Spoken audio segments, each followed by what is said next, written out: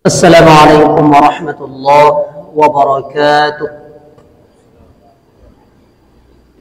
Bismillahirrahmanirrahim. Innal hamdalillah nahmaduhu wa nasta'inuhu wa nastaghfiruh wa na'udzu billahi min shururi anfusina wa min sayyiati a'malina. Man yahdihillahu fala mudilla lahu wa man yudlil fala hadiya lahu. وأشهد أن لا إله إلا الله وحده لا شريك له وأشهد أن محمدا عبده ورسوله صلى الله على محمد وعلى آله وصحبه أجمعين. قال الله تعالى في القرآن الكريم: يا أيها الذين آمنوا اتقوا الله حق تقاته ولا تموتن إلا وأنتم مسلمون. يا أيها الناس اتقوا ربكم الذي خلقكم من نفس واحدة وخلق منها زوجها وبث منهما رجالا كثيرا ونساء واتقوا الله الذي تساءلون به والأرحام إن الله كان عليكم رقيبا. يا أيها الذين آمنوا اتقوا الله وقولوا قولا سديدا يصلح لكم أعمالكم ويغفر لكم ذنوبكم ومن يطع الله ورسوله فقد فاز فوزا عظيما. أما بعد فإن أصدق الحديث كتاب الله وخير الهدى هدى محمد صلى الله عليه وسلم وشر الأمور محدثاتها وكل محدثة بدعة وكل بدعة ضلالة وكل ضلالة في النار. إخواني في الدين أعزني الله وإياكم. Alhamdulillah, kembali kita bersyukur kepada Allah Subhanahu wa taala. Pada pagi menjelang siang ini Allah Subhanahu wa taala masih curahkan rahmatnya serta nikmatnya kepada kita semua, sehingga dari nikmat rahmat Allah kita dapat hadir ke masjid ini dalam rangka thalabul ilmi. Kemudian salawat beriring salam semoga hendaknya tercurah kepada Nabi kita Muhammad sallallahu alaihi wasallam, juga hendaknya tercurah kepada keluarga beliau, kepada para sahabatnya, serta kepada pengikut setianya yang senantiasa istiqamah dalam menjalankan perintah-perintah Allah Subhanahu wa taala hingga hari kiamat nantinya. Pada kesempatan ini kita masuk kepada hadis yang ke-17 dari hadis arba'in. Ar-rifqu wal ihsan, lemah lembut dan berbuat ihsan. An Abi Ya'la Shaddad bin Aus radhiyallahu anhu an Rasulillah sallallahu alaihi wasallam qala: Inna Allah kataba al-ihsana ala kulli shay'in fa idza qataltum fa ahsinu فإذا قتلتم فأحسنوا القتلة وإذا ذبحتم فأحسنوا الذبحة yuhidda ahadukum syafaratahu wal yurih zabihatahu, rawahu Muslim. Dari Abi Ya'la Shaddad bin Aus, semoga Allah Subhanahu wa taala meridhoinya, dari Rasulullah sallallahu alaihi wasallam, ia berkata, sesungguhnya Allah telah mewajibkan berbuat ihsan atas tiap-tiap sesuatu. Apabila kalian membunuh, maka bunuhlah dengan secara ihsan. Apabila kalian menyembelih, maka sembelihlah juga dengan ihsan. Dan hendaklah menajamkan salah satu kalian pisaunya, dan hendaknya adalah melapangkan atau melegakan sembelihannya. Hadis riwayatkan oleh Imam Muslim. Kita kutip dari syarah ulama. Pertama, qala al-Imam An-Nawawi rahimahullah.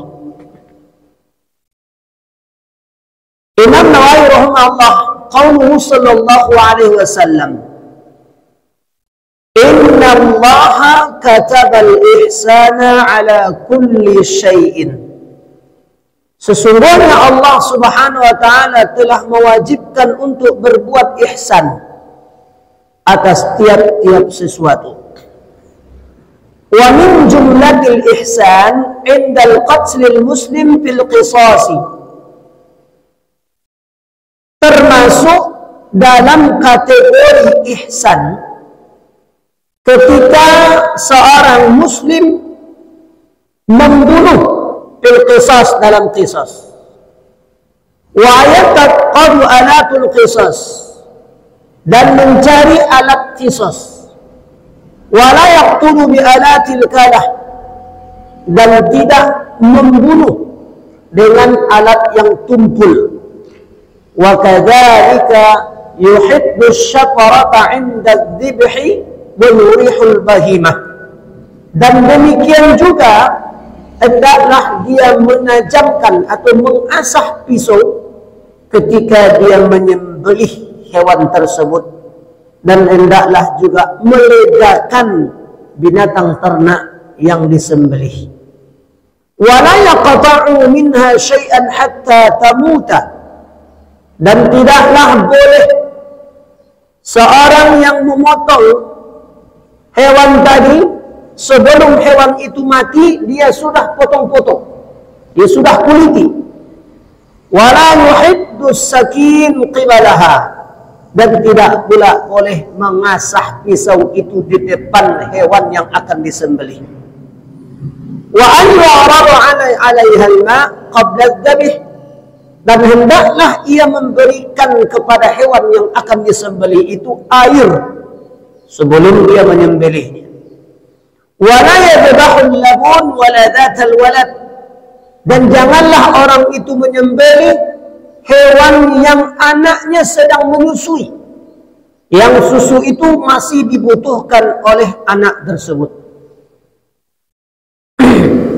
Wa alla yastaqsi fil halib, dan jangan pula lah berlebih-lebihan dalam memeras susu hewan tadi. Wa yaqlimul asfaru 'inda al-halib, dan janganlah memotong kuku hewan tersebut ketika susunya diperas. Wala yadbahul wahidatu qadama ukhra, dan jangan menyembelih satu hewan pun di hadapan hewan yang lainnya.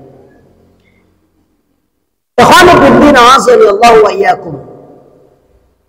Kata Imam Nawawi, begitu kita sebagai manusia, bagaimana kita ingin berlemah lembut, berbuat ihsan, berbuat baik kepada setiap sesuatu apapun, baik itu kepada sesama manusia, baik pun itu kepada hewan sekalipun. Maka kita diperintahkan untuk bersifat ihsan, yaitu berbuat baik. Termasuk ketika kita ingin menyembelih hewan, apakah itu menyembelih kambing, apakah itu menyembelih jauh atau menyembelih ayam, maka hendaklah kita terlebih dahulu mengasah pisau itu setajam tajamnya. Hendaklah mengasah pisau. Dan ketika mengasah pisau tersebut, jangan pula kita arahkan ke arah hewan yang akan disembelih. Atau mengacung-ngacungkan pisau itu ke hewan yang sembelih. Kecik awak ke hewan tu. Telik tu deko. Awaslah. Saban tali ni dah biah kok. Dikoi-kon dia macam dipacik pisau tu ikut-ikut ke kayu tu kah. Sekalipun dia hewan, menurut awak anda mengerti, tapi ihsannya seorang manusia tak boleh ngacung-ngacungkan pisau. Ngacungkan namanya. Ikut-ikut dengan pisau tu. Saban tali telik, saban tali. Dan ketika mengasah pisau itu pun tidak boleh di hadapan hewan yang akan disembelih. Tak boleh nampak dia. Allah alam, kita tidak tahu apakah dia mengerti atau bagaimana. Apakah ada rasa muncul rasa takutnya ketika akan disembelih, ketika kita mengasah pisau di hadapannya. Tapi itulah merupakan salah satu adab kita sebagai manusia kepada hewan yang akan kita sembelih. Dan hewan yang berusaha disembelih tersebut, hendaklah kita melegakannya. Aku melegakan di sini lah, tunggu dulu habis angoi. Lah selesai angoi baru dikuliti. Kadang masih ada buyang-buyang badannya lain, lah langsung dikuliti. Apakah itu orang yang akan menyembelih, hewan yang akan dia jual? Apakah itu hewan yang disembelih ketika kita berkurban? Maka tunggu dulu benar-benar mati. Sudah benar-benar mati hewan tadi, barulah kita kuliti. Jadi tak boleh kita potong-potong dulu kita kuliti, sedangkan tubuhnya masih hidup. Ini kata Imam An-Nawawi rahimahullah. Kemudian dalam hadis ini ada kalimat kataba yang didahului, innallaha kataba, sesungguhnya Allah kataba. Kataba bisa diartikan adalah bimakna syara'a, artinya Allah telah mensyariatkan, Allah telah mewajibkan. Kalau kalimat mewajibkan, kita kutip salah satu dari firman Allah dalam surah Al-Baqarah ayat 183, ya ayyuhalladzina amanu kutiba alaikumusiyam, wahai orang-orang yang sudah beriman, diwajibkan atas kalian untuk berpuasa. Di makna kataba, makna kutiba, itu maknanya diwajibkan atau disyariatkan. Al-ihsan diddul isaati. Ihsan itu adalah lawan dari isaah, berbuat buruk. Wa huwa fi'lu ma yanbaghi an yuf'ala min al-khair.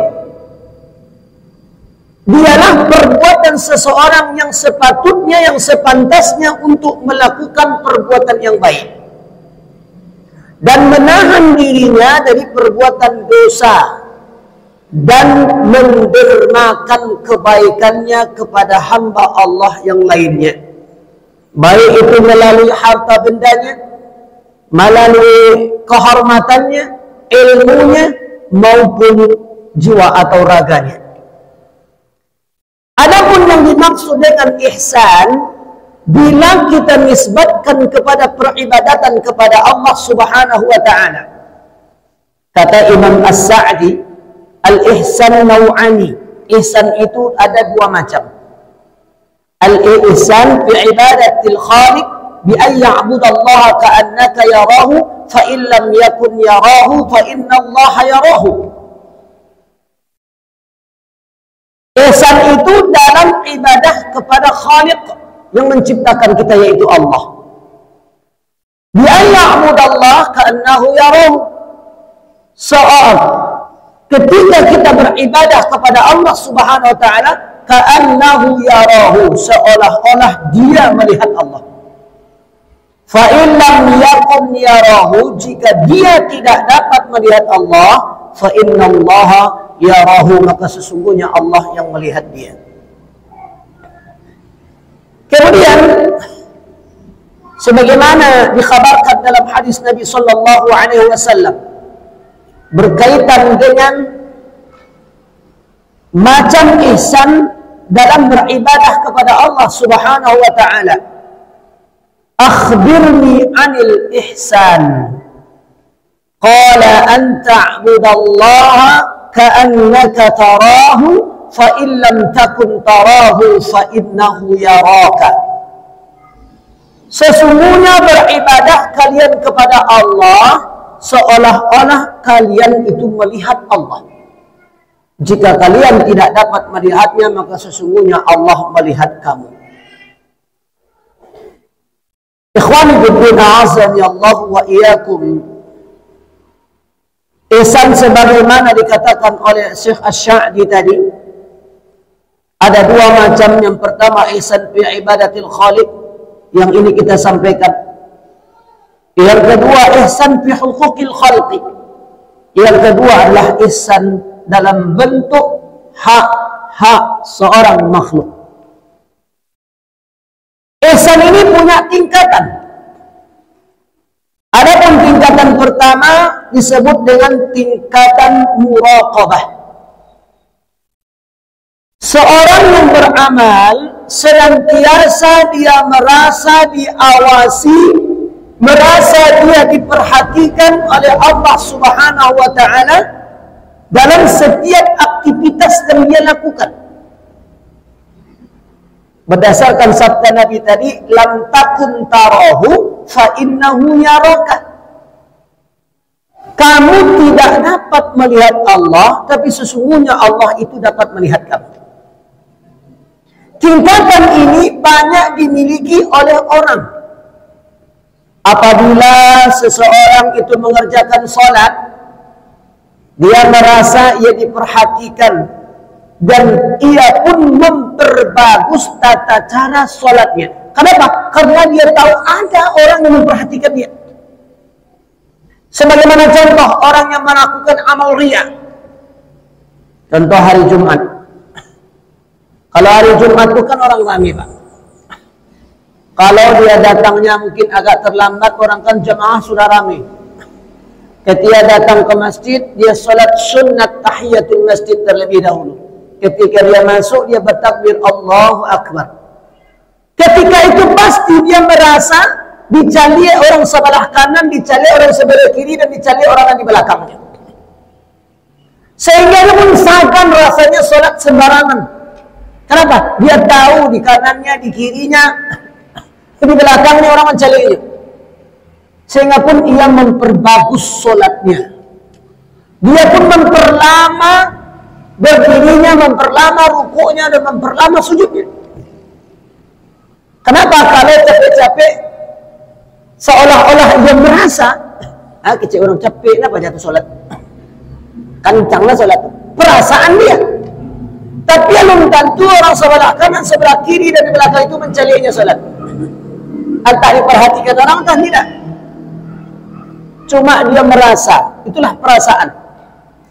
Jadi ketika seorang hamba muraqabah ilallah, dalam rangka dia merasa senantiasa diawasi oleh Allah Subhanahu wa taala, hendaknya lebih seperti itu. Ketika dia melaksanakan sholat, dia tahu bahasanya Allah itu sedang melihat dia.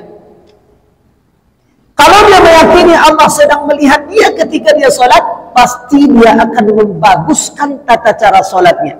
Dan membaca bacaan sholat pun dia baguskan. Tidak sembarangan. Bismillahirrahmanirrahim. Tidak sembarangan. Tapi dia mengangkat takbir dengan bagus, Allahu Akbar, karena dia sadar ketika itu dia sedang berhadapan dengan Allah Subhanahu wa taala. Dan dia ketika itu tahu bahasanya dia sedang dilihat oleh Allah Subhanahu wa taala. Inilah muraqabahnya seorang hamba. Apa kata Allah Subhanahu wa taala dalam surat Yunus ayat 61? Wa ma takuna fi sya'nin wa ma tatslu minhu min Qur'anin ولا تعملون من عمل إلا كنا عليكم شهودا إذ تفيدون فيه. Kamu tidak berada pada keadaan dan tidak kamu membaca satu surah dalam Al-Quran dan tidak kalian beramal dari amalan melainkan kami menjadikan saksi atas amalan yang kalian lakukan itu. Apakah baca Quran, apakah kita sholat, inna kunna alaikum syuhudan. Kami yang akan menjadi saksi dari amalan kalian itu. in tufiduna fi, ketika kamu melakukan sebuah amalan.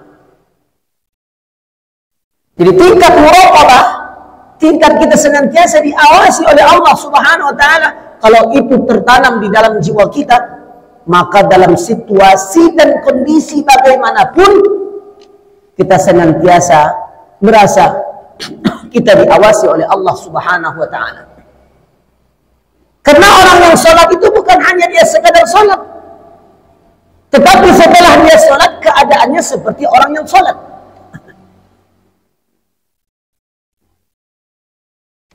Di dalam surat Al-Ma'arij dikatakan, innal insana khuliqa halu'a idza massahu asy-syarru jazu'a wa idza massahu al-khairu manu'a illal musallin alladzina hum ala salatihim daimun. Sungguhnya manusia itu diciptakan penuh dengan keluh kesah. Wa idza massahu syarru, kalau ditimpakan kepada mereka keburukan, jazua, keluh kesahnya, gundah gulananya semakin parah. Wa idza massahu khairu, tapi kalau ditimpakan kepadanya kebaikan, dia dikayakan, dicukupkan, manu'a, dia pelit, dia kikir. Siapa orang yang tidak seperti itu? Illal musallin, kecuali orang-orang yang salat. Orang yang salat bagaimana? Alladzina hum ala salatihim daimun, mereka yang salatnya selama-lamanya. Artinya keadaannya seperti orang yang salat selama-lamanya. Ala salatihim daimun, selama-lamanya di atas salat. Artinya orang kalau sudah naik kapalnya tidak turun dari kapal. Orang kalau sudah naik kapal tidak turun kapal, dia terus di atas kapal.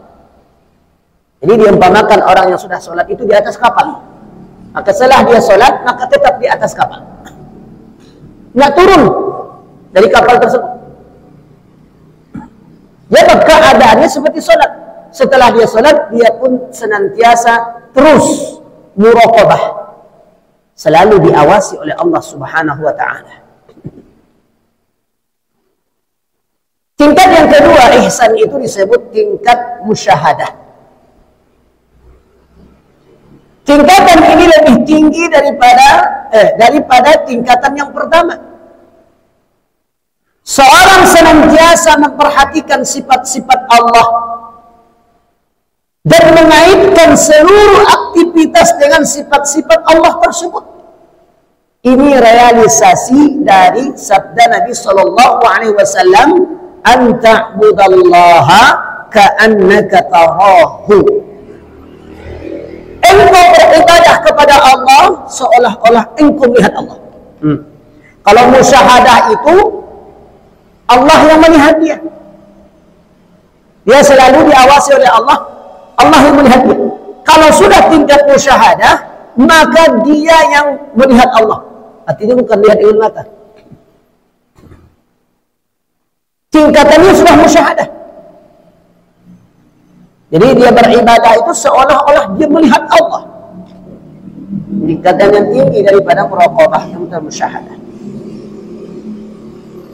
Ikhwan fillah, azanillahu wa iyyakum. Inilah tingkatan dari ihsan, berbuat baik kepada Allah Subhanahu wa ta'ala.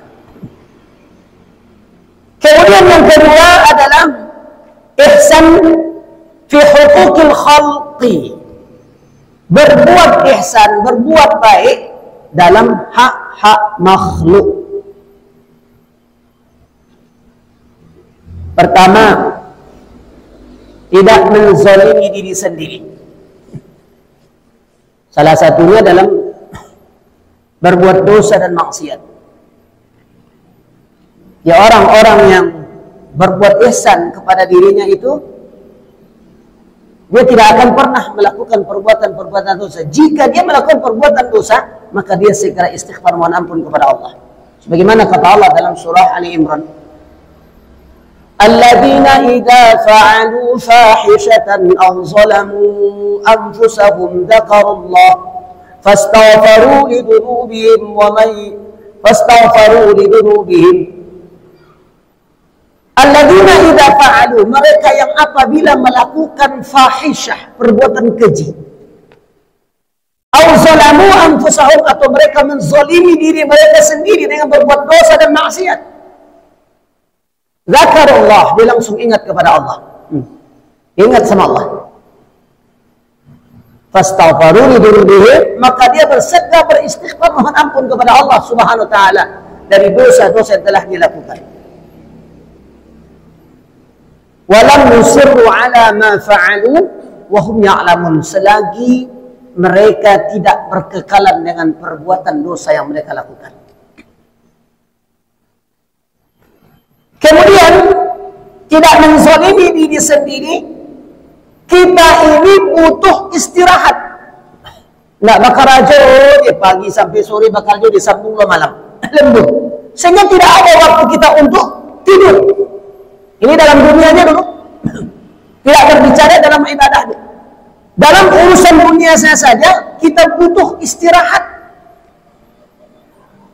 Tapi kalau secara ukhrawinya kita bayangkan tuh, makanya ada waktu-waktu zuhur itu menyuruh kita untuk istirahat setelah bekerja. Habis zuhur masuk asar, istirahat lagi. Nggak habis tuh sehari itu bakarajo mencari pitih, sehingga mereka tidak ada waktu untuk istirahat sedikit pun. Ini termasuk zalim kepada diri sendiri. Jadi ihsan dalam hak makhluk perlu ada istirahat. Sebab di dalam kubur tidak akan pernah ditanya apa yang kita kerjakan. Mana ada pernah malaikat mungkar wa nakir itu menanya, hei, akhirat orang dulu di dunia. Akhirat dulu di dunia sehingga sibuk dan sempat sholat. Nggak ada ditanyakan dia nanti tentang apa pekerjaan kita. Berada cuma sebulan, apa pangkatmu? Kolonel kah sudah? Jenderal kah sudah? Nggak ada pernah ditanyakan. Yang ditanyakan adalah marrabbuka wa man nabiyuka wa ma dinuk. Agama lagi yang ditanya. Allah, Rasulnya dan agama kita itu yang ditanyakan nanti. Bukan pekerjaan-pekerjaan kita yang ditanya. Tapi kalau kita lihat kehidupan masyarakat yang banyak, mengutamakan urusan dunia itu lebih banyak daripada mengutamakan akhiratnya. Jadi sehingga mereka tidak sempat istirahat atau rileks, santai gitu. Harus ada tuh. Makanya kalau sekolah kita sebagai guru ada waktu-waktu libur, tidak habis itu mengajar saya. Ada mungkin kalau hari Sabtu diliburkan sampai hari Ahad diliburkan. Orang kantoran itu seperti itu. Nah, habis. Dan jangan lupa gara-gara pekerjaan kita lupa beribadah. Juga tidak menzalimi diri, tidak menikah. Kita ini butuh syahwat, punya syahwat. Kita juga punya syahwat. Gara-gara itu tidak mau menikah. Dan tidak pula berlebih-lebihan dalam ketaatan dan mengerjakan hal yang kita tidak mampu. Dalam sebuah hadis dari Anas radhiyallahu anhu qala, jaa thalathatu rahtin ila buyuti azwajin nabi sallallahu alaihi wasallam yas'aluna an ibadati nabi falamma akhbiru ka'annahum tuqalluha ghufira ma taqaddama min dhanbi wa ma ta'akhkhar.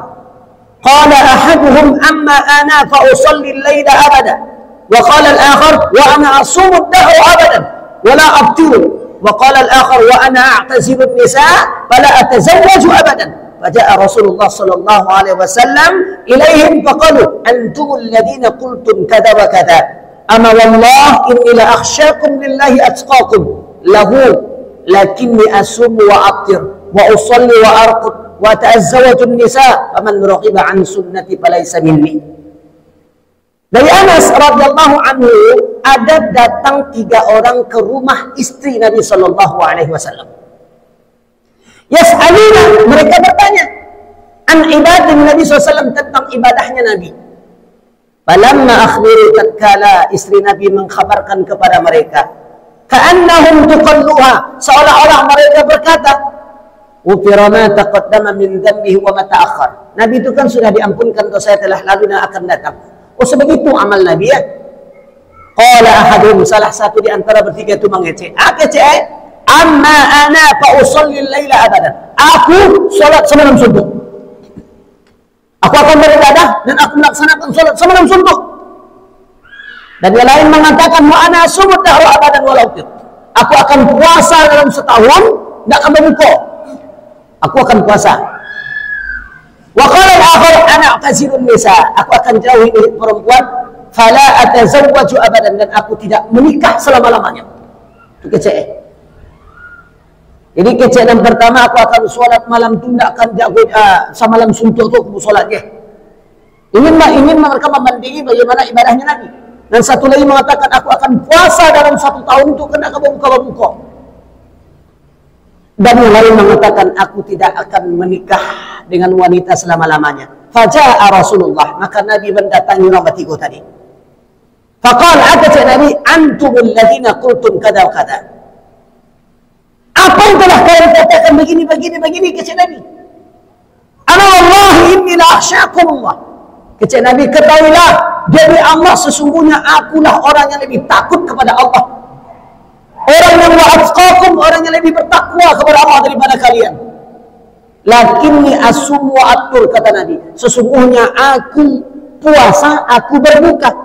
Wa usolli wa arqud, aku juga salat, aku juga tidur, kata Nabi. Wa ata'azzadu nisa, dan aku juga menikah dengan perempuan. Faman raghiba an sunnati, barang siapa yang tidak suka dengan sunnahku, falaisa minni, maka dia tidak termasuk umatku, kata Nabi. Wa qala Nabi sallallahu alaihi wasallam ala Abi Salamah an Aisyah annaha qalat kana li Rasulillah sallallahu alaihi wasallam hasirun wa kana yuhassiru yuhajjiru min al-laili fayusalli fihi faja'ala an-nas yusalluna bi salatihi. Dari Abi Salamah dari Aisyah qalat, adalah Rasulullah SAW pernah dia membentangkan tikarnya, dia punya tikar, dia bentangkan di malam hari, maka Nabi sholat di malam hari itu, maka orang-orang pun ikut sholat bersama Nabi SAW. Wa yaqsutuhum bin nahar, dan siang harinya Nabi bentang kelelap pihaknya tadi sholat balik. Setelah itu mereka duduk, fasabu dzata lailatin, maka mereka berkumpullah di suatu malam orang tadi. Faqala, akicik Nabi ke orang tadi, ya ayuhan nas, alaikum minal a'mali ma tutiquna, fa inna Allah la yamilla hatta tabillu. Oi seluruh kalian manusia, hendaklah kalian melakukan amalan-amalan itu sesanggup kalian, karena sesungguhnya Allah tidak akan pernah bosan hingga kalian bosan dalam melakukan amal tadi. Wa inna ahabbal a'mala ila Allah ma dawama alaihi wa in qalla, karena sesungguhnya Allah mencintai amalan-amalan yang terus-menerus sekalipun sedikit. Karajonan sedikit tapi terus-menerus, banyak sekali-sekali tidak ada gunanya. Dia salat tahajud tapi 2 rakaat tapi tiap malam, itu lebih dicintai oleh Allah daripada 11 rakaat tapi setahun sekali. 11 rakaat tapi setahun sekali. Lebih dicintai Allah yang 2 rakaat tapi terus menerus. Wa kana ali Muhammadin sallallahu alaihi wasallam idza amilu amalan asnatuhu, adalah Nabi sallallahu alaihi wasallam keluarga beliau, dia melakukan sebuah amalan dengan amalan yang mereka tekuni amalan tersebut. Ini disebut dengan ihsan kepada diri sendiri, yaitu berbuat baik kepada sendiri-sendiri, tidak menzalimi diri sendiri. Ya, kita harus butuh dengan istirahat, rileks, dan kita juga punya syahwat, harus kita menikah jika ada kemampuan diberikan oleh Allah Subhanahu wa taala kepada kita. Kemudian kata Imam As-Sa'di, Syekh As-Sa'di mengatakan, aslul ihsan al-wajib, asal ihsan itu hukumnya wajib. an taquma bihuquqihim alwajibah, yaitu engkau menegakkan hak-hak mereka itu wajib. Kal qiyamu bil birril walidain, seperti kita berbuat baik kepada orang tua. Ini ihsan kepada orang lain, itu berbuat ihsan kepada orang tua.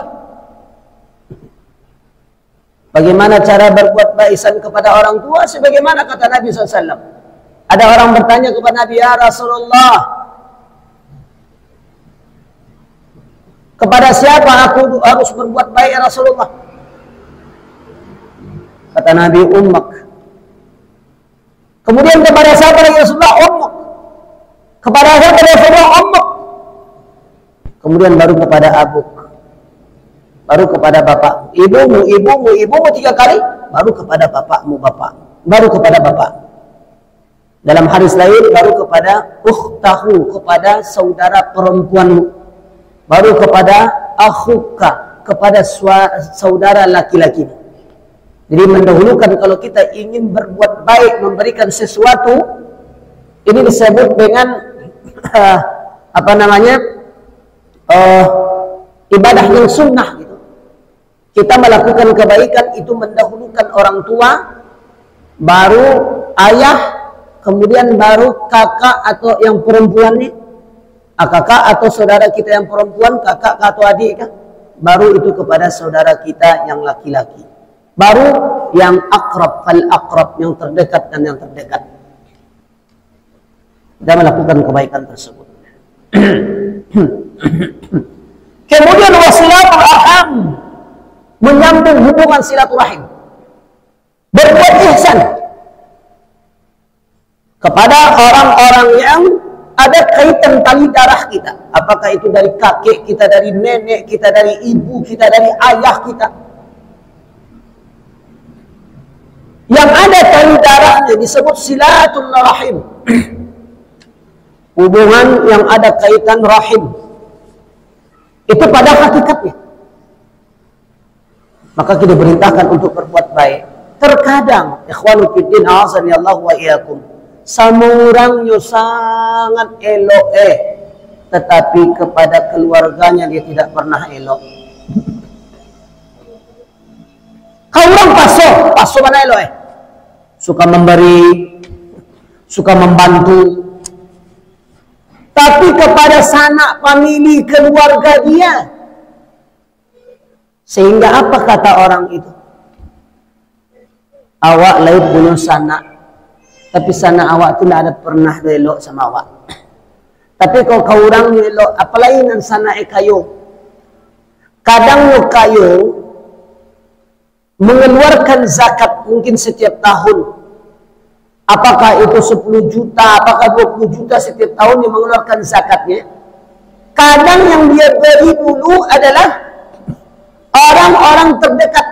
Artinya orang-orang yang dekat dengan dia gitu, teman-teman dia. Sedangkan ibunya yang sudah tua, ada kakaknya, ada adiknya yang miskin. Cuma rumahnya jauh. Itu pasti terdengar. Kecil orang, yang bagadang lah ya, aduh. Kakak baca kayak begini mah.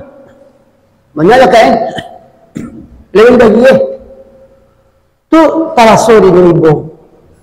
Nado ada pedo. Kakak berzakit 20 juta, 100.000 rupiah tidak ada singgah ke rumah. Tapi siangnya baca itu dapat 500, siangnya dapat 300, sampai dapat 1 juta, dapat sekian juta. Ini saat dia kok kakaknya tidak dapat itu. Ini salah dalam mengeluarkan zakat. Sampai ke zakat pun dia keluarkan. Itu bukan mantang-mantang rumah awak dakik dia tidak. Memang dia dapat nanti. Tapi dahulukan dulu keluarga terdekat kita. Kalau anak awak tidak ada lagi, adik kakak awak dulukan. Nah, kemudian sanak famili yang ada hubungan dengan kita, yang terdekat dengan kita. Barulah yang terdekat dan selanjutnya. Di situ kita dulu melakukan kebaikan. Jadi sehingga jadilah upek. Orang mau upek kawa gara-gara itu. Kenapa? Karena tidak tahu bagaimana cara menyambung hubungan silaturahim. Ini yang banyak terjadi di kalangan masyarakat. Kadang ingin mengutang payah. Ancawa mengutang di orang yang mengutang ke awak lain. Kau mengutang ke awak, tak itulah. Tiap hari ditagih, tiap hari ditanya. Lah, kalau biti kau, banyak saya nak utang tu. Kau orang mana nak takah tu awak dah? Ada nan takah tu. Dan lain-lain sebagainya permasalahan-permasalahan dalam hidup. Yang itu mereka disebabkan apa? Karena kurangnya agama mereka. Karena tidak tahunya mereka dalam syariat Islam. Yang tahu mereka cuma hanya hidup di dunia. Berinteraksi dengan sesama manusia. Tapi bagaimana berinteraksi yang sesungguhnya? Mereka tidak pernah mengetahui hal itu. Ini yang jadi masalah. Kemudian wal-insafi fi jami'il mu'amalah. Dan berlaku adil dalam semua muamalah. Bi'a'ta'i jami'i ma 'alaika al-huquq. Dan memberikan semua kewajiban dan haknya. Kama annaka ta'khudhu malaka wafiyan, sebagaimana engkau memberikan apa yang menjadi hakmu secara penuh. Qala ta'ala wa'budullaha wa la tusyriku bihi syai'an wa bil walidaini ihsana wa bil qurba wal yatama wal masakin wa jari dzil qurba wa jari lil junubi was sahibi bil janbi wa ibn sabil ma malakat aymanuhum. Beribadahlah kalian kepada Allah. Ini ihsan pertama tadi. Berbuat ihsan kepada Allah Subhanahu wa taala. Itu beribadah kepada Al-Khaliq. Wa la tusyriku bihi. Jangan berbuat syirik kepadanya. Bukti kita berbuat ihsan kepada Allah, tidak mensyirikati Allah Subhanahu wa taala dengan sesuatu apapun. Wa bil walidaini ihsanan, setelah kita beribadah kepada Allah, ihsan kepada Allah, maka ihsan kepada manusia, yaitu kepada kedua orang tua kita. Setelah kepada orang tua, wa bidil qurba, kepada orang yang terdekat, kakak, adik, sanak famili, baru wal yatama, baru kepada anak yatim, wal masakin, baru ke orang-orang miskin, wa jaridil qurba, dan kepada tetangga-tetangga yang dekat rumah kita, wa jari dzunub, baru tetangga-tetangga yang jauh, wa sahibi bil jambi, dan teman-teman sejawat kita. Atau enggak, dia mendahulukan teman sejawatnya daripada orang tuanya, kakak adiknya. Mak teman dulu, teman awak manyu raya lah kenal namu jawab. Rasul tafa aku nak magi awak kayaknya. Ini salah dalam berbuat ihsan. Baru waktu sabil, kepada orang-orang yang musafir. Atau wa ma malakat aymanukum, ini ada lagi, kepada budak-budak yang kamu miliki. Fa'amru bil ihsan ila jami'i haula'i, maka perkara berbuat ihsan adalah kepada semua mereka ini. Siapa mereka ini? Kepada Allah, kepada orang tua, kepada orang yang terdekat kakak dan adik kita, kepada anak yatim, orang miskin, tetangga-tetangga terdekat, tetangga yang jauh, teman-teman sejawat, orang-orang musafir, dan kepada budak atau hamba sahaya yang kita miliki. Wa yadkhulu fi dzalik al-ihsanu ila jami'i naw'il insan. Masuk pada kategori ialah berbuat baik kepada seluruh jenis manusia. Wal ihsanu ilal bahaim, dan sebagaimana sudah kita jelaskan tadi, berbuat ihsan kepada binatang ternak. Hatta fil halati allati tashaqu fiha nufusuha, sehingga pada saat dia meregang nyawanya. Kata Nabi, fa idza qataltum fa ahsinu qitlah, apabila kalian membunuh, bunuhlah dengan cara yang ihsan. Faman istahaqqal qatl bimuwjibati qatl, maka siapa yang berhak dibunuh karena perkara yang mengharuskan, mungkin qisas, ya, yadribu unuqu bisayf, maka tebaslah lehernya dengan pedang. Min duni taghrir, tanpa menyiksa. wala tamsil, tanpa memincar-cincang, memutilasi namanya. Tanpa memutilasi.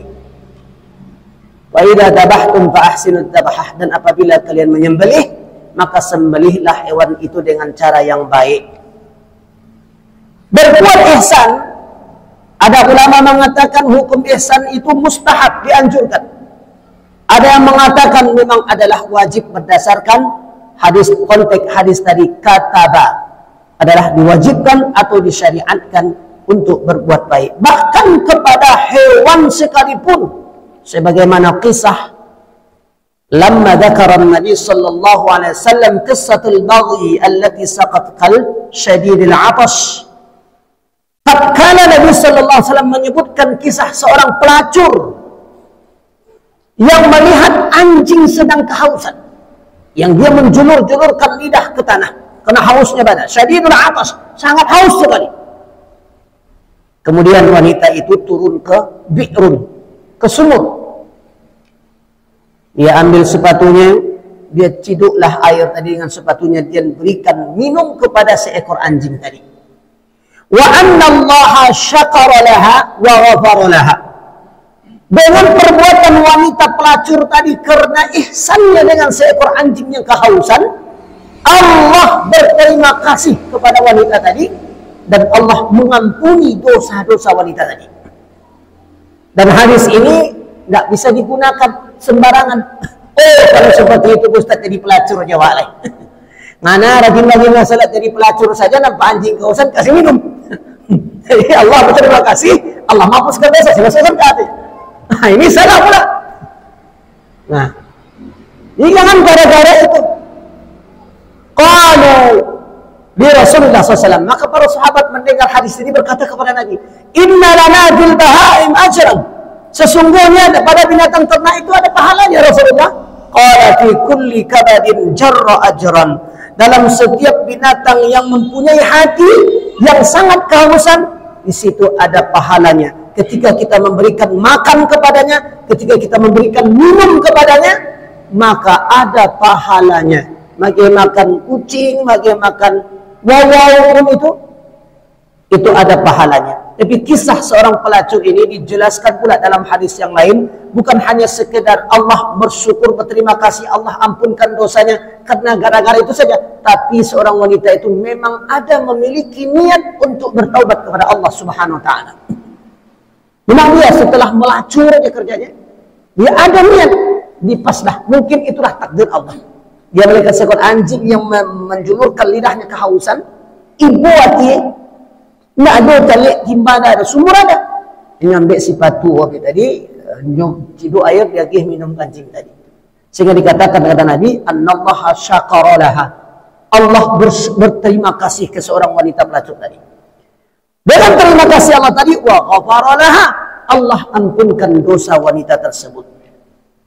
Ini seorang yang pelacur masuk surga. Jadi jangan diartikan pelacur masuk surga. Wah, kadang-kadang ngasih minum air saja. Nah, kan itu, jangan salah paham pula. Oh, kalau begitu bagus. Jadi kalau pelacur-pelacur itu mungkin senang dengar hadis ini. Oh, iya. Pelacur-pelacur kan senang dengar hadis. Oh, berarti ada pelacur masuk surga, cuma hanya sekedar ngasih makan, ngasih minum. Nampak anjing lewat, lebih kucing kasih makan, terus melacur juga. Nabi wanita tadi berhenti melacur.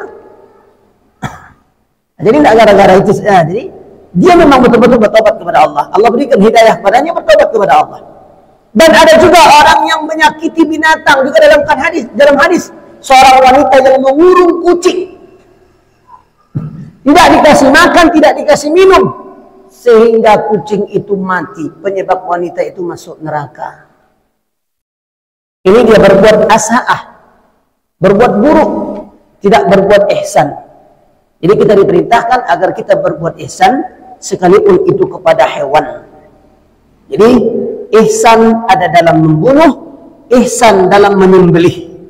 Dan ketika menyembelih hewan tersebut, sebagaimana kita katakan di awal tadi, hendaklah menyembelih hewan itu dengan cara yang diajarkan oleh Nabi SAW. Pertama adalah harus menajamkan pisaunya. Dan ketika kita setelah menajamkan pisau tidak mengacung-ngacungkan pisau tadi, ladiang tadi ke hewan, ke bantalayang. Kau hari raya haji datang banyak berkumpul, makanya kalau menyembelih hewan tu dijauhkan hewan yang lainnya. Jangan awak menyembelih hewan Tuhan. Makanya di Makkah tu ratusan ribuan orang berkurban, itu khusus ada rumah spesial tempat penyembelihan. Domba-domba kambing ribuan ekor di luar, tidak ada satupun yang pakai tali. Unta tidak pakai tali, kambing tidak pakai tali, jawinya tidak ada tali. Cik dimasukkannya ke ruangan tadi. Adi dah biar masuk, dia biar dihalau cik. Nah, jadi ada tertutup dia di ruangan yang tertutup mereka buat. Atau kita sekurang-kurang dijauhkan, jangan nampak. Itu makanya setelah kita menyembelih, kalau itu darahnya tidak disiram, lumpet-lumpet je gitu. Itu lumpet-lumpet. Ikhwan fillah, Allah yakum. Fal ihsan huwa badlu jami'il manafi' min ayyi naw'in kana. Berbuat ihsan itu adalah mencurahkan semua kemanfaatan kita dari jenis apapun. Li ayyi makhluqin yakunu, kepada makhluk apapun. Walakinnahu yatafawutu bi tafawutil muhsin ilaihim. Akan tetapi itu berbeda-beda tergantung kepada perbedaan ihsan orang tersebut. Wa haqqahum wa maqahum, hak mereka dan kedudukan mereka. Wa bihasbil ihsan, dan tergantung kadar ihsan seseorang tersebut. Wa bihasbi imanul muhsin wa ikhlasuh, dan juga tergantung kepada iman dan keikhlasan seorang yang berbuat ihsan tersebut. Wassadabud da'i, dan serta faktor yang mendorongnya lahu ila dzalik, kepada hal tersebut. Kemudian lanjutan dari Syekh As-Sa'di mengatakan,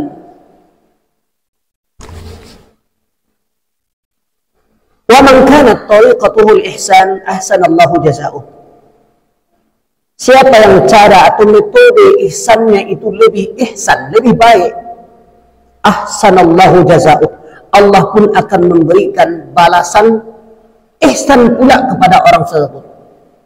Sebagaimana kata Allah dalam surah Rahman ayat 60, hal jazaa'ul ihsan illal ihsan.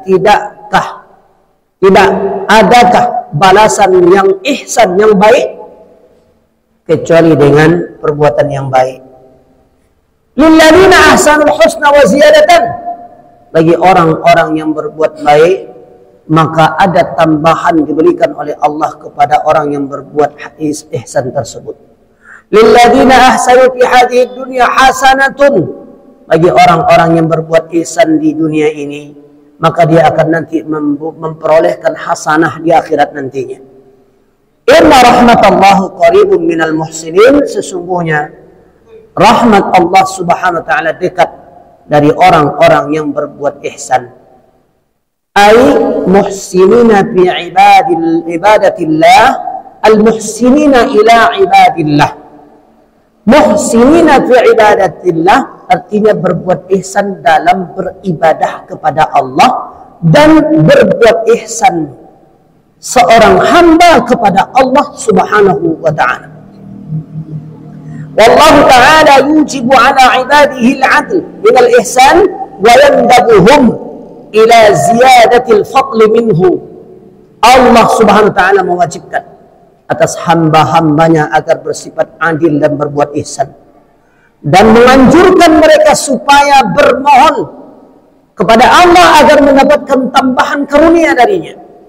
Wa qala ta'ala fil muamalati, dan Allah berfirman dalam muamalahnya, wala tansawul fadla bainakum, dan janganlah kalian melupakan karunia di antara kalian. Ay ij'alu lil fadli wal ihsani mawdi'an min muamalatikum, jadikan kalianlah karunia dan ihsan sebagai pijakan untuk bermuamalah kalian.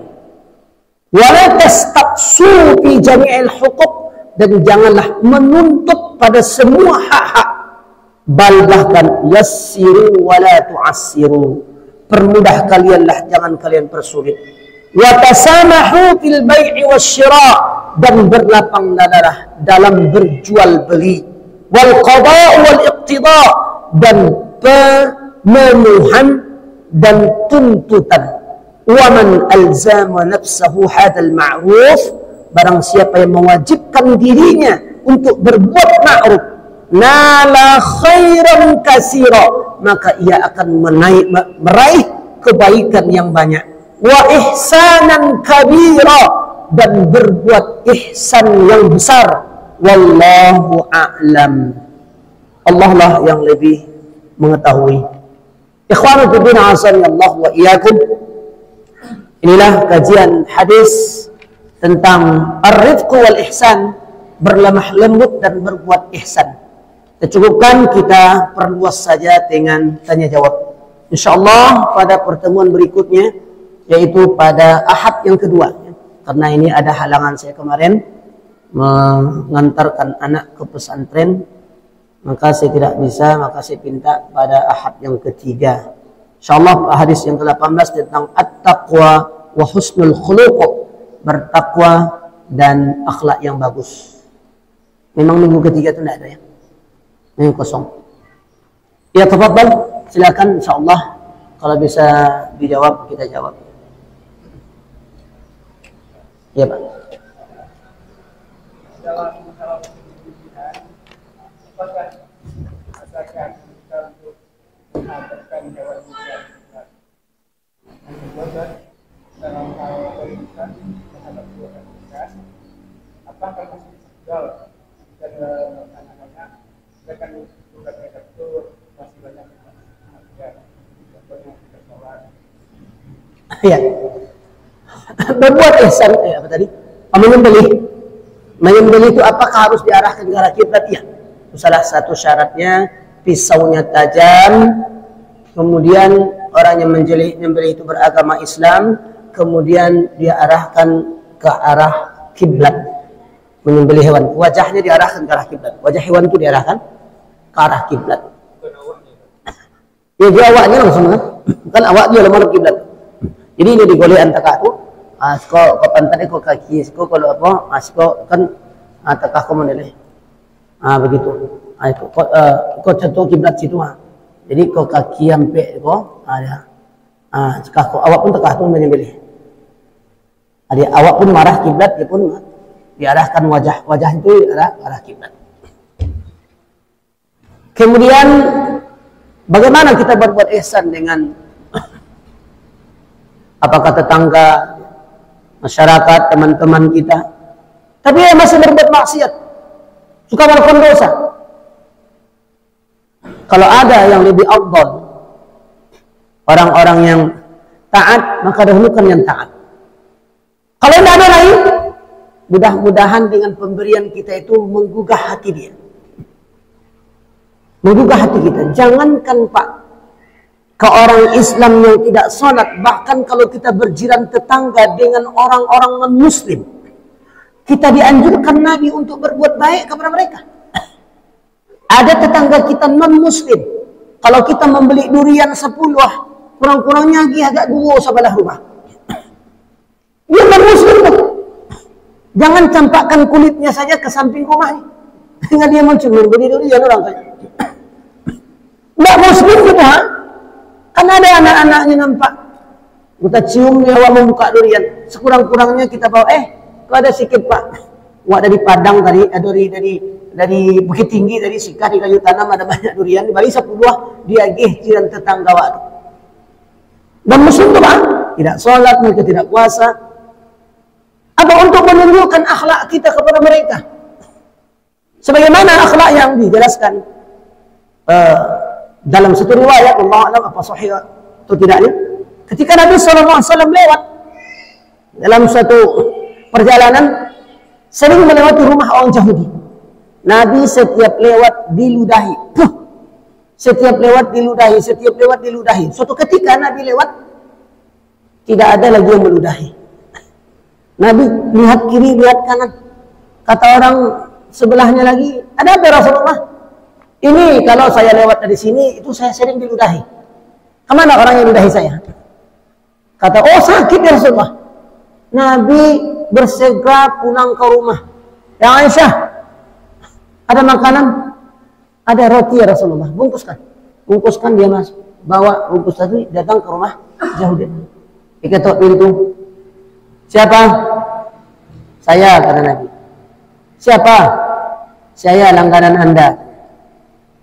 Langganan katanya. Ini meninggal langganan. Udah, pintu tidak dikunci, masuk. Nabi masuk. Langsung dia, ya Rasulullah, akhlakmu yang sangat luar biasa. Engkau setiap lewat aku ludahi ya Rasulullah. Tapi ketika aku sakit belum ada satupun teman-temanku yang datang menjenguk aku. Tapi engkau orang yang sering kusakiti. Ketika aku sakit, engkau yang pertama menjenguk aku ya Rasulullah. Saksikan wahai Rasul, asyhadu an la ilaha illallah wa asyhadu anna Muhammadar Rasulullah. Jadi berbuat baik kepada yang bukan muslim saja dianjurkan Nabi SAW. Apalagi kepada kita sesama muslim yang tidak salat. Mudah-mudahan dengan pemberian awak itu menggugah hatinya. Sambil mengajak, nah, pada sang ini, salat lagi, salat Pak. Sambil awak mendakwahi dia, ajak, rangkul dia, sama-samaan. Kau dapat di waktu akan salat, awak memberikan kayunya tadi. Kesuruhlah. Gitu Pak. Kesuruhlah aja. pas waktu itu, pas awak mengagih kayak gitu, atau agih lu, duduk awak kasih ke rumah bentar cerita. Ada itu ada sedikit apa? Pikir ada rezeki. Kalau dia agih itu 500.000. Habis cerita-cerita tadi itu, orang azan lah. Sudahlah. Mudah-mudahan dengan itu tergugah hatinya. Amuahnya mungkin dia sama-sama awak. Boleh jadi namuahnya kesuruh sagalan lah dia awak piti dia aja kesuruh dalam namuah. Mudah-mudahan Pak ke situ. Itu caranya mungkin Pak. Kalau ya maghrib tu jam 6 lewat 5 balik contohnya, jam-jam 6 kurang 5 dah sampai rumah duduk cerita-cerita Pak keadaan kini kok. Ba usaha kini kok. Kau nyaba sawahnya kau baladangnya ba kini. Bercerita lah dia takakok. Macam-macam lah cerita. Kau ada segini rezeki tapi ambil lah untuk kawan lah. Dia gihnya. Itu kan sekian menit awak duduk-duduk di situ. Orang kok azan. Soalnya. Itu cara kira-kira Pak. Jadi boleh Pak ya? Boleh kita mengagih ke orang yang tidak sholat. Tapi kalau ada yang sholat itu dahulukan itu. Dahulukan orang yang lebih taat kepada Allah daripada kepada orang yang tidak taat kepada Allah. Tapi kalau tidak Rasul tidak ada lain, lah itu dia bantu saya doa. Namanya kemasaji namanya. Agilah untung-untung sudah. Tapi cari waktunya Pak. Waktu-waktu bagaimana kita bisa ngajaknya langsung ke masjid. Wallahu a'lam kira-kira.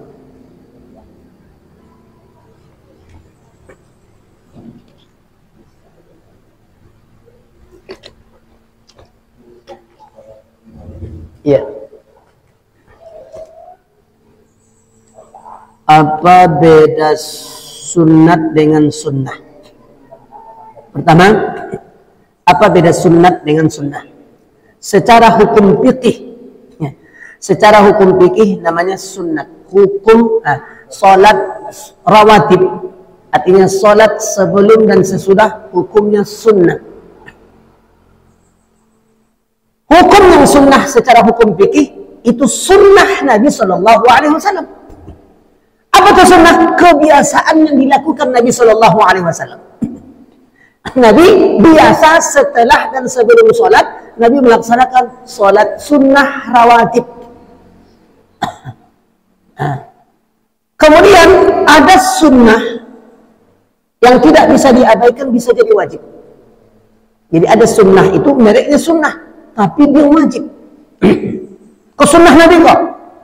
Sunnah artinya bukan secara hukum fikih. Oh, kan sunnah yang kecil orang berpahala mengerjakan, tidak berdosa meninggalkan. Kira-kira contohnya Pak. Dikatakan sunnah Nabi.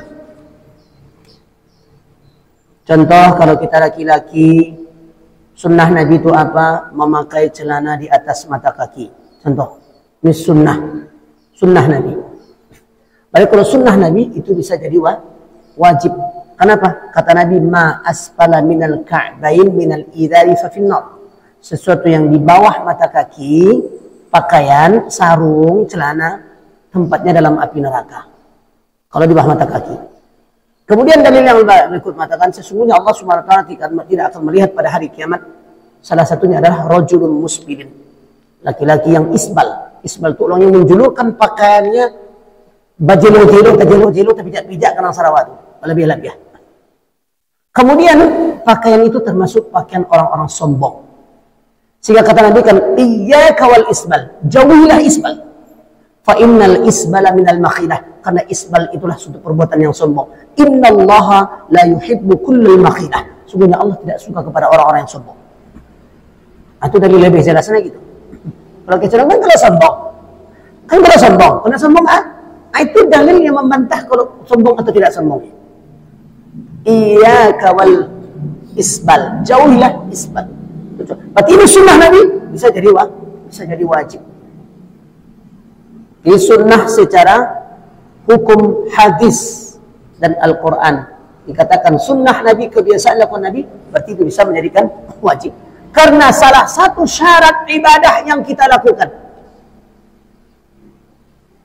rukun ibadah yang kita lakukan tidak akan diterima Allah kalau tidak sesuai dengan sunnah Nabi SAW. Syarat sahnya ibadah itu ikhlas dan ittiba'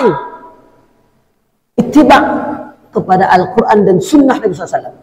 Berarti wajib harus sebagaimana yang dilakukan Nabi SAW. Jadi sunnah itu bisa maknanya wajib. Makanya boleh mengabaikan. Kalau sunnah secara hukum fikih itu tadi berpahala mengerjakan, tidak berdosa meninggalkan. Ada secara hukum fikih, ada secara hukum hadis atau secara hukum usul fikih. Ini ada istilah sunnah dengan sunnat. Jadi bedanya, jadi kalau dia secara hukum fikih, sunnat itu adalah sunnat atau sunnah dia tulisannya sama. Itu berpahala mengerjakan secara hukum fikih, ya, secara hukum fikih. Secara hukum hadis, maka sunnah itu hukumnya adalah wajib. Ini sunnah Nabi. Jadi jangan dipahami secara hukum fikih. Kalau dikatakan sunnah Nabi, jangan dipahami secara hukum fikih, tapi secara hukum Nabi SAW. Maka itu berarti wajib. Jadi ada juga sunnah yang hukumnya sunnat. Jadi ada juga sunnah yang hukumnya adalah sunnah. Seperti salat tadi. Kalau awak tidak salat setelah zuhur, tidak salat sebelum zuhur, salat sunnah rawatib, awak tidak berdosa. Dia sunnat, dia hukumnya sunnat atau sunnah hukumnya, dan dia adalah sunnah Nabi SAW. Nah, jadi ada yang sunnah itu secara hukum fikih, ada secara hukum hadis. Wallahu a'lam. Apa sikap kita kalau seseorang menzolimi kita? Ya. Kalau seorang menzolimi kita, hati-hati orang yang menzolimi. Karena doa kita salah satu doa yang diijabah oleh Allah Subhanahu wa taala. Jadi kalau kita dizalimi, maka afdalnya, baiknya adalah mendoakan orang itu. Mendoakan, ini afdalnya mendoakan dia. Semoga Allah memberikan hidayah. Kalau ada Allah berikan hidayah, dia berhenti menzalimi kita. Jadi kalau kita dizalimi sebagaimana Nabi dizalimi, tapi ujung-ujungnya orang yang sering menzalimi Nabi karena akhlaknya Nabi SAW, maka orang itu bisa masuk Islam. Dalam satu kisah lagi ada namanya Suraqah. Suraqah itu yang paling serakah ketika itu. Diumumkan barang siapa yang mendapat Nabi SAW mati atau hidup akan diberikan hadiah 100 ekor onta. Mendengar 100 ekor onta itu, dia pacu kudanya, dia halus pedang. Dia nampak jejak Nabi, dia kejar Nabi. Pas sudah hampir dekat dengan Nabi, tiba-tiba terpeleset kaki kuda, jatuh pas di depan Nabi. Pedang yang dia pegang terjatuh di depan Nabi. Nabi ambil pedang tadi, dia kasihkan kepada Suraqah. Kata Nabi, hati-hati kalau main kuda ya Suraqah. Nabi tahu sebenarnya Nabi mau dibunuh. Dibisikkan oleh malaikat Jibril, hati-hati Muhammad, itu ada Suraqah yang akan mau membunuh. Tapi karena akhlak Nabi SAW, mungkin dengan itu dia jatuh dan tidak jadi membunuh Nabi SAW. Dikasih pedang kepada Suraqah dengan cara baik. Hati-hati bermain kuda, wahai Suraqah. Apa sananya kalau Nabi ambil pedang itu dipancungnya oleh Suraqah itu? Tapi tidak. Jadi ketika orang berbuat zalim, kita tidak membalas dengan zalim. Bahkan dalam sebuah hadis, dikutip dalam hadis Imam Bukhari, ditulis dalam kitab Adabul Mufrad, ya Rasulullah, aku punya sanak pemilih. Aku berbuat baik kepada, tapi dia berbuat buruk kepada Rasulullah. Aku suka memberi kepada mereka, tapi mereka berlaku jahat kepada Rasulullah. Kata Nabi, kalau hal itu memang terjadi pada dirimu, maka Allah yang akan memberikan balasan kepada mereka. Kalau hal itu memang seperti itu kejadiannya, kamu berbuat baik tapi dia berbuat buruk. Kamu bersifat santun tapi dia sifat kasar kepada kita. Maka serahkan kepada Allah Subhanahu wa taala. Yang pasti kita terus mendoakannya, tidak membalas. Wallahu a'lam.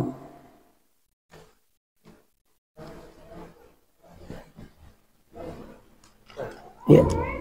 Apakah disebut munafik kalau kita dongkol seorang karena akhlaknya perangainya gitu. Tapi kita ketika depan dia semua aja. Oh. Jadi dongkol itu disebabkan marah. Kalau hadis kemarin yang kita bahas itu kan awal yang bulan yang lalu itu kan la taghdab, jangan marah. Bolehkah kita marah? Marah yang disunnahkan adalah marah kepada orang yang melanggar hukum-hukum dan syariat Allah. Boleh kita marah, boleh. Marah kepada orang yang melanggar ketetapan Allah dan melanggar sunnah-sunnah Nabi SAW. Boleh marah dia. Dongkol itu kan asalnya dari marah. Karena kelakuan buruknya, maka itu boleh. Tidak dikatakan kita seorang munafik. Memang itu marah yang disunnahkan. Jadi tidak boleh loh kita padian dia orang yang jahat. Orang yang berlaku buruk kita padian dia tidak. Dikatakan awak setan bisu. Itu kajian kita pada yang bulan lalu. Dikatakan awak setan bisu. Orang itu jahat, orang segala macam. Tapi apa dia anjing? Tapi seharusnya awak benci. Benci kepada perbuatan dia. Kita benci kepada perbuatannya, bukan kepada personnya, bukan kepada orangnya. Tapi kelakuan orang itu kita benci.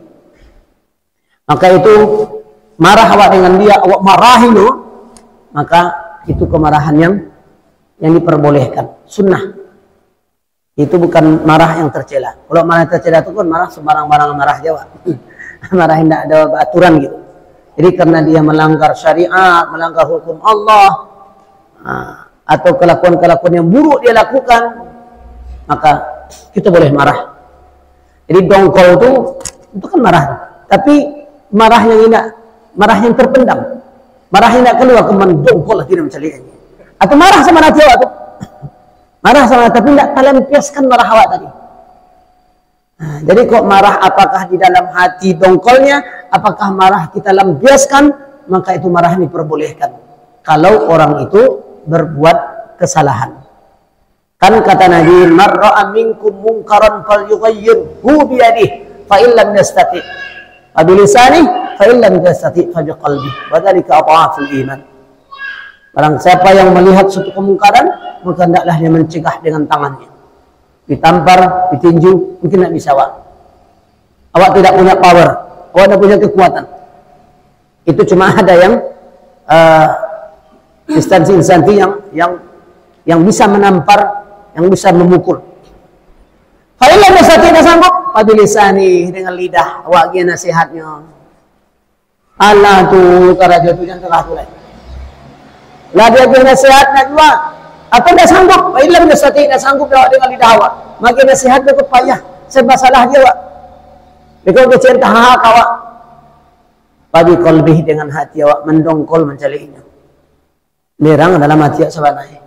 Wa dzalika ata'aful iman. Itulah selemah iman. Artinya bukan iman lemah tidak. Sampai itulah kemampuan itu maksudnya. Itulah kemampuan kita.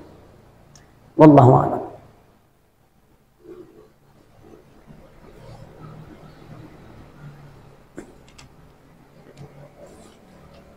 Jadi hadis arba'in ini dikatakan jawami'ul kalim. Kalimatnya singkat tapi padat isinya. Dan juga mengajarkan tentang adab-adab dan akhlak-akhlak dalam kehidupan kita sehari-hari. Itu kepada Allah, baik kepada sesama manusia dan juga kepada hewan.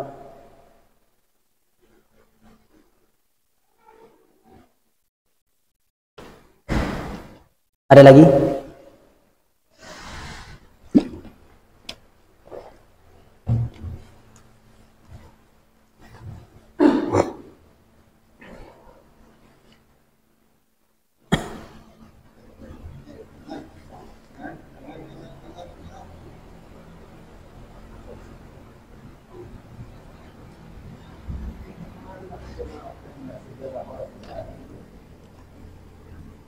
Habis, pas.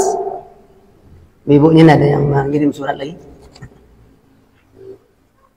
Kalau tidak ada, kita cukupkan sampai di sini. Wallahu a'lam wa a'lamu bis-shawab.